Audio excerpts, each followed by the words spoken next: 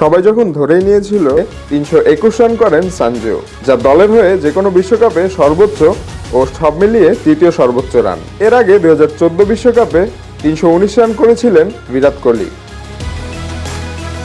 এদিকে টানা 3 ম্যাচে 50 করার পথে আরও এক অভিজাত তালিকায় নাম লেখান সঞ্জু। তৃতীয় ক্রিকেটার হিসেবে বিশ্বকাপের একই আসরে সেমিফাইনাল ও ফাইনালে 50 করার কীর্তি গড়েছেন তিনি। এদিকে টুর্নামেন্ট সেরা ক্রিকেটার হওয়ার পথে 26টি ছক্কা মেরেছেন সঞ্জু স্যামসন।